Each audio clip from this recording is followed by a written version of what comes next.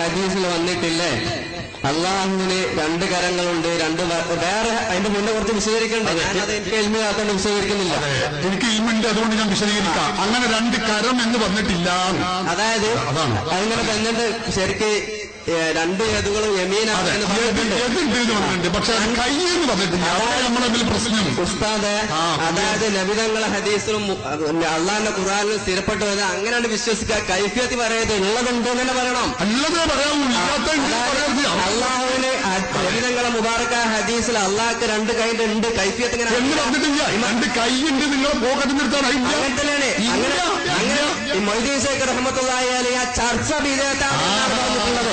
അള്ളാഹുവിന്റെ ഹബീബിന്റെ ഹദീസിൽ സ്ഥിരപ്പെട്ടത് അങ്ങനെ തന്നെ വിശ്വസിക്കണം. അങ്ങനെ തന്നെ വിശ്വസിക്കണം. അതിനെക്കുറിച്ച് ചർച്ച ചെയ്യാൻ പാടില്ല.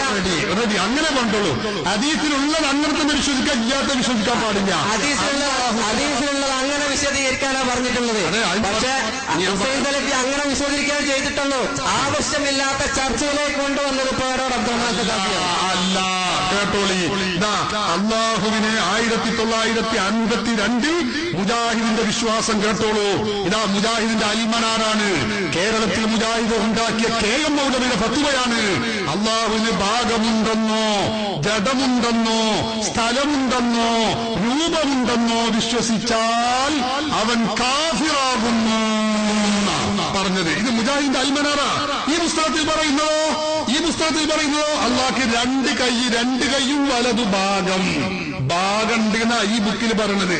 രണ്ട് കൈയും വലതു ഭാഗമുണ്ട് എന്നാ സക്കരിയ സലാഹി എഴുതിയ ഈ പുസ്തകത്തിൽ പറയുന്നത്. KM മൗലവി നൽകിയ ഫത്വയിലോ അങ്ങനെ പറയുന്നവൻ കാഫിറാകുന്നു. ഇതാ ഞങ്ങൾ കേരള ജനതയോട് പറയുന്നത്. അല്ലാതെ ഞങ്ങൾ എടുത്ത ചർച്ച അല്ല ഇത്. നിങ്ങൾ കഥയറിയാതെ ആടുകയാണ്. പിന്നെ യൻസിലു റബ്ബുനാ തബാറക വ തആല പോലത്തെ ഹദീസുകൾ, ആ ഹദീസിനെ കുറിച്ച് പണ്ഡിതന്മാർ പറഞ്ഞിട്ടുണ്ട്. ഇമാം നവവി റഹിമഹുല്ലാ തന്റെ ശറഹുൽ മുഹദ്ദബിൽ, വിശുദ്ധമായ ശറഹുൽ മുഹദ്ദബിൽ പറഞ്ഞു, ഒന്ന് സലഫിന്റെ അഭിപ്രായം, മറ്റൊന്ന് ഖലഫിന്റെ അഭിപ്രായം. രണ്ടഭിപ്രായത്തിനും കൈ എന്ന് പറയുന്ന ജാരിഹത്ത്, അതാണല്ലോ കൈ, ജാരിഹത്തുടെ അവയവം എന്ന ഒരു വ്യാഖ്യാനം ഈ സലഫും ഖലഫും പറഞ്ഞിട്ടേ ഇല്ല. നിങ്ങൾ അതൊന്നും മനസ്സിലാക്കാതെ ഹുസൈൻ സലഫിനെ വെള്ളം പൂശാൻ നടക്കണ്ട. അത് അത്ര ഗുണമുള്ള കാര്യമാവൂല. അതുകൊണ്ട് തന്നെ ഇമാം നവവി റഹിമഹുല്ലാ പറഞ്ഞു, സലഫിന്റെ അഭിപ്രായം എന്താ? എന്ന. ഖലഫിന്റെ അഭിപ്രായം എന്താ? അല്ലാഹുവിന്റെ യൻസിലു റബ്ബുന എന്ന് പറഞ്ഞാൽ യൻസിലു റഹ്മത്തു റബ്ബിനാ, റബ്ബിന്റെ റഹ്മത്ത് ഇറങ്ങി വരുമെന്നാണ് അതിന്റെ അർത്ഥം.